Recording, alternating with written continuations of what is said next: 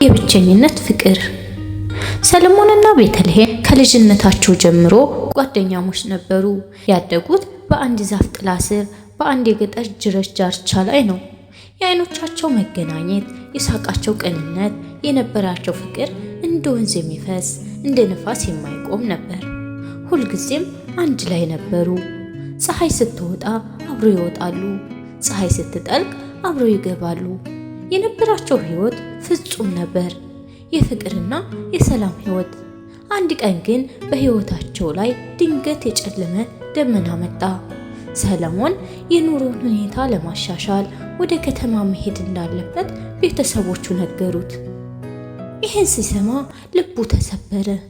የትም ቢሄድ ቤተልሔምን ትቶ መሄድ እንደማይችል ለራሱ ነገረ።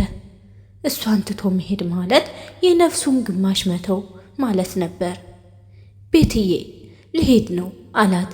ድምፁ ተንቀጠቀጠ። ቤተልሔምም በዓይኗ እንባ እያቀረረ ለምን አለችው።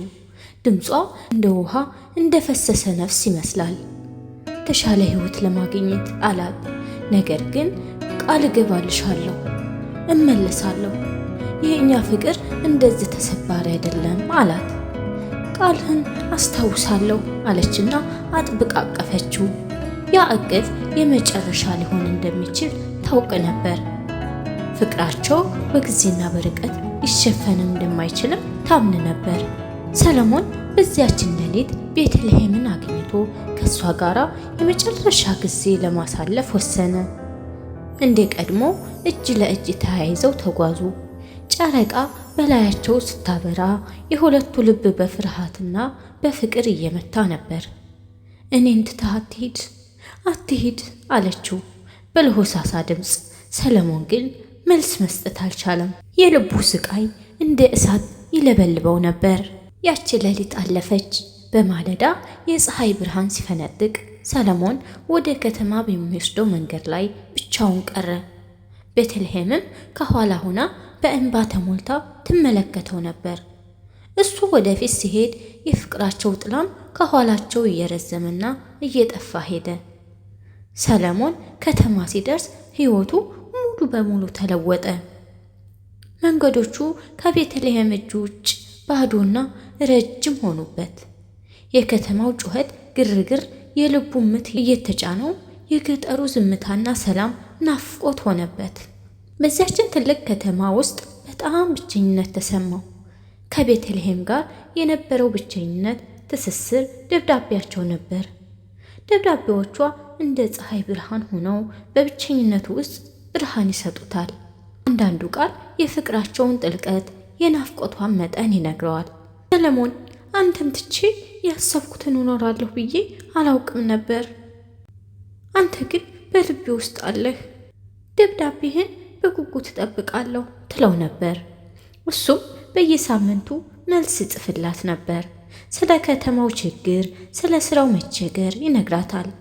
ቤትዬ እዚህ ሕይወት ከባድ ነው፣ ግን ያሰብኩትን ሳላሳካ ወደ ኋላ አልልም።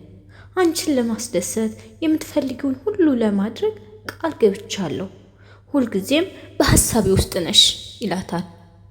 አንድ ቀን ግን ደብዳቤዎች መምጣት አቆሙ። መጀመሪያ ላይ ሰለሞን ብዙ ትኩረት አልሰጠውም።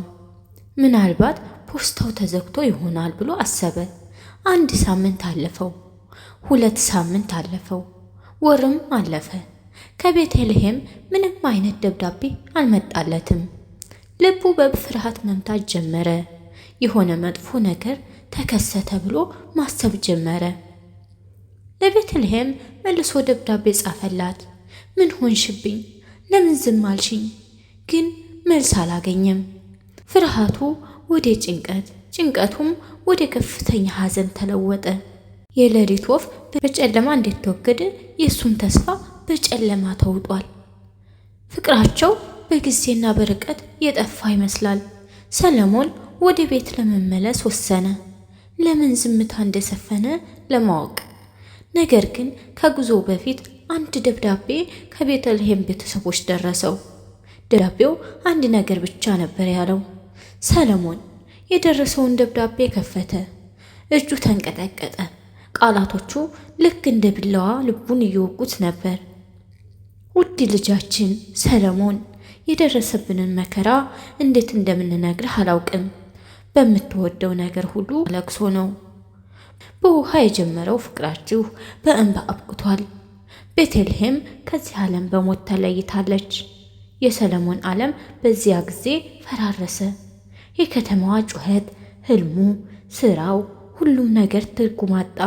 በውስጡ የቀረው ነገር ቢኖር ጥልቅና ጨለማ የሆነ የሐዘን ጉድጓድ ብቻ ነበር። ወዲያውኑ ወደ መንደሩ ተመለሰ። መንገዶቹ ከዚህ በፊት ያያቸው አይደሉም። ሁሉም ነገር እንደ ጠቆረ ያህል ነበር።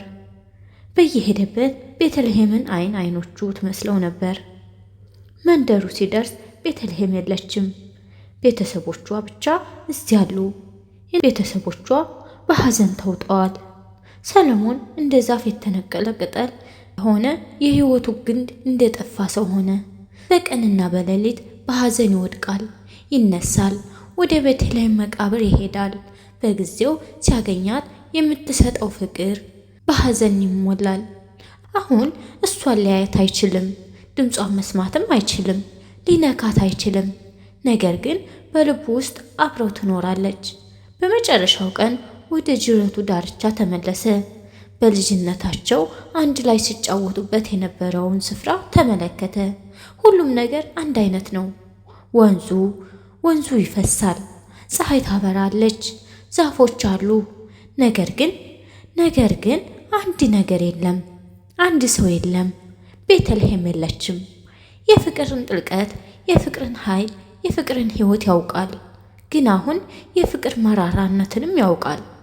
አሁን የሱ ህይወት የብቸኝነት ፍቅር ሆኗል። ትረካው የሰማችሁትን ይመስል ነበር። ታሪኩን ከወደዳችሁት ሰብስክራይብ፣ ላይክ፣ ሼር፣ ኮሜንት በማድረግ አበረታቱኝ። በቀጣይ ቪዲዮ ውስጥ የምንገናኝ። ቸር ሰንብቱ።